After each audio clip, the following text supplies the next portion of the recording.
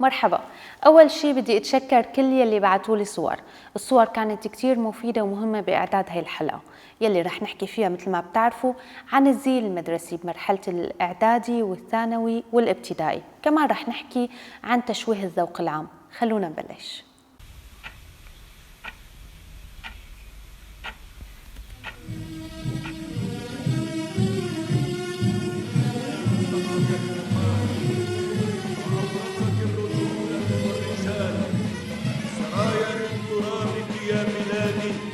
نبتنا من شموخك ما نزال لكي تكون من حماة الوطن. بادر بالانتساب إلى الكلية الحربية. الموضة الراقية هي فن الاهتمام بالغواية وسحر المظهر، هي متابعة التفاصيل الدقيقة. بهذا المعنى بتهذب الموضة الذائقة البصرية وبصير الجمال جزء من تفاصيل الحياة. ولكن مع الأسف عين السوري اعتادت على مشاهد القبح سواء بالمدن أو بالقرى، وتعودنا على الرسومات السخيفة وعلى عبارات الولاء يلي صرنا مجبورين إنه نشوفها بكل الشوارع والأحياء. حتى صارت هاي العبارات جزء من المسلمات يلي براسنا. وبعد ما نالت دمشق لقب عاصمة الأناقة على مستوى العالم، هذا الحكي عام 1950، وبعد ما كانت النساء الدمشقيات أول من ارتدى حذاء الكعب العالي في العالم العربي، وبعد ما تم تنظيم احتفالات ملكات الجمال بحلب وبدمشق، هذا الحكي صار بعد سنة واحدة فقط من انطلاق هاي الاحتفالات بلندن. لندن هي أول عاصمة بالعالم نظمت احتفالات ملكات الجمال عام 1951. بعد سنة واحدة فقط نظمت هاي الاحتفالات بدمشق. بعد كل هاد صار السوري مجبور انه يلبس على ذوق حافظ الأسد، يعد من هالذوق. كان الطفل السوري يبلش سنته الدراسية الأولى بالمريول المدرسي البيج، أو فينا نقول لونه مايل على التراب، يلي هو مشتق من اللون الخاتم. لون الزي يلي انفرض على الطفل من السنة الدراسية الأولى للسادسة ما بيختلف كتير عن لون الجدران والأزقة، وكأنه هذا الزي مصمم لحتى نعلم الطفل استراتيجية امشي الحيط الحيط وقول يا ربي السترة، الاستراتيجية يلي اعتمدها السوري لسنوات طويلة كوسيلة للنجاة من بطش النظام.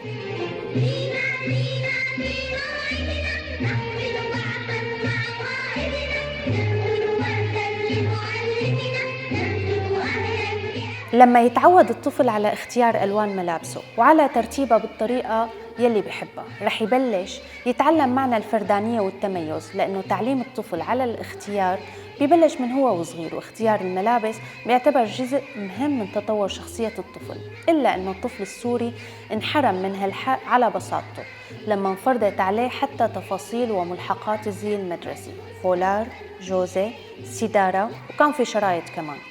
الزي المدرسي وملحقاته استخدمها النظام كأدوات للأدلجة، أقحمت بالثقافة السورية. النظام أخذ تفاصيل اللباس المدرسي من ثقافة السوفيت وكوريا الشمالية بدون مراعاة لاختلاف البيئات والثقافات. مثلا الفولار هو بالأصل مصمم لتدفئة الرقبة بالبيئة الروسية، بس بقدرة قادر صار مفروض على الطفل السوري.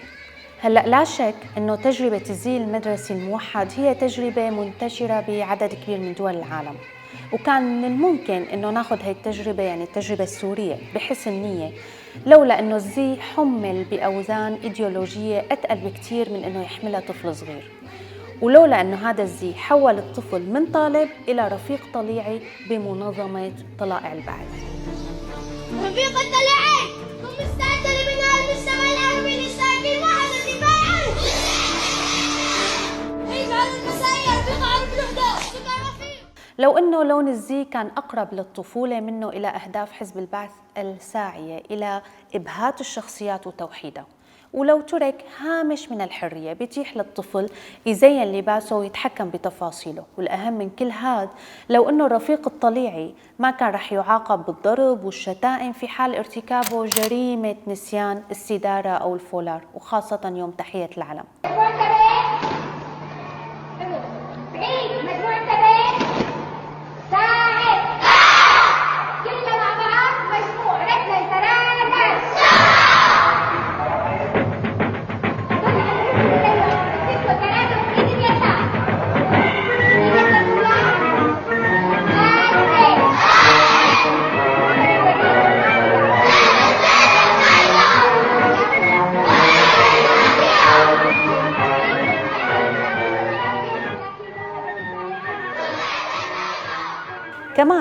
كان من الممكن نقول إنه الهدف من الزي المدرسي الطليعي هو التخفيف من أعباء شراء ملابس جديدة على الأهل وتقريب الطبقات الاجتماعية والاقتصادية بين الطلاب.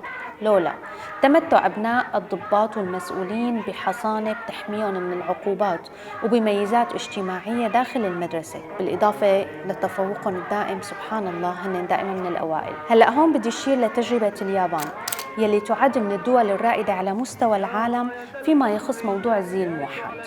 بعد ما كان الزي المدرسي باليابان رمز للنظام الخانق وهالشي نفر الطلاب منه ومن المدرسة، لجأت اليابان لتغيير مواد التصنيع ولإدخال تصاميم معاصرة ومتنوعة، وتم تسجيل تحسن بأداء الطلاب الدراسي والنفسي. ويا محلى مريول المرحلة الابتدائية قدام البدلة العسكرية يلي ناطرة الطلاب بالإعدادي والثانوي. صرامة الزي وتحويل الطلاب إلى عساكر تم بالسبعينات، ووقتها درب عدد من الأساتذة لحتى يقوموا بالتعاون مع جهات مختصة، دائما في جهات مختصة، من أجل القضاء على الميوعة وتبديدها من الوجود لتحل محلها الجرأة والإقدام.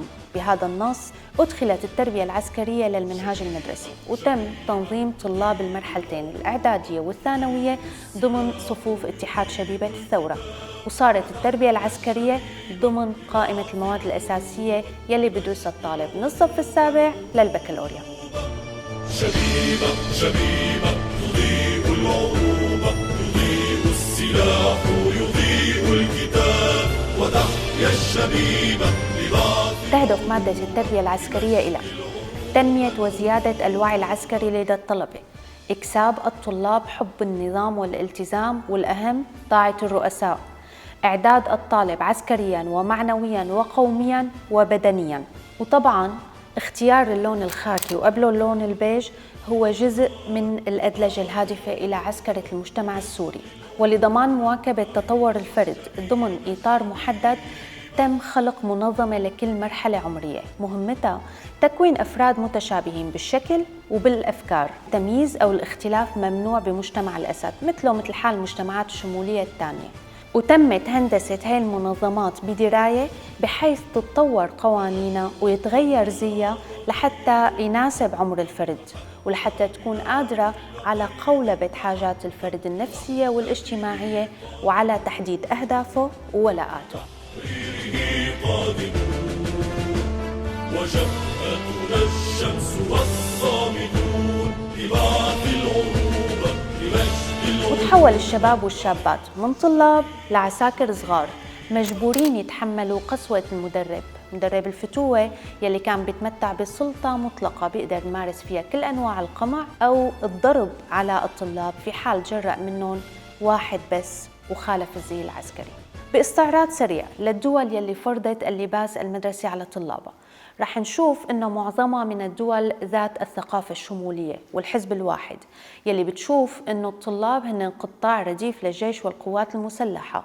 كمان رح نشوف إنه الوضع مختلف بالبلاد الرأسمالية يلي بتنادي بالحرية الشخصية. فإذا استثنينا بريطانيا رح نشوف إنه أكثر الدول الرأسمالية ما بتفرض زي موحد على تلاميذها، لأنه بتشوف هالشي قمع لحرية الطالب وإنه هو من بقايا النازية. بعد سقوط هتلر أثير جدل كبير حول اللباس الموحد بألمانيا، وتم اتهام المؤيدين له بالنازية وبالرغبة بتجيش التلاميذ. حتى عام 2005 ما كان في بألمانيا لباس موحد إلا ب3 مدارس فقط، وتم نقاش موضوع الزي الموحد مؤخراً بعد ما لبست طالبتين الجلباب الإسلامي الطويل على المدرسة. بالنهاية بدي نوه إنه في فرق بين إنه كل مدرسة تحدد الزي الخاص فيها مثل حال مدارس بتركيا وبكتير دول تانية، وبين إنه تحدد الحكومة زي واحد لكل الطلاب مثل حال المدارس بسوريا، لأنه بالحالة الأولى بتكون الحكومة شايفة المدرسة مؤسسة مستقلة إلى حرية إقرار القوانين، وهذا الشيء طبيعي بدول المؤسسات الديمقراطية. حلقتنا لليوم خلصت. بالحلقة الجاية رح نكمل حكي عن البدلة العسكرية وعن الزي المدرسي يلي إجا بعد البدلة العسكرية ويلي كان ملون. أي حدا عنده صور بالبدلة العسكرية أو بالزي المدرسي فيه يبعث لي على فيسبوك أو على تويتر أو على إنستغرام. وآسفة إذا حلقة اليوم ذكرتكم بمدرب الفتوة وبأيام المدرسة. باي باي، لاقون الأسبوع الجاي.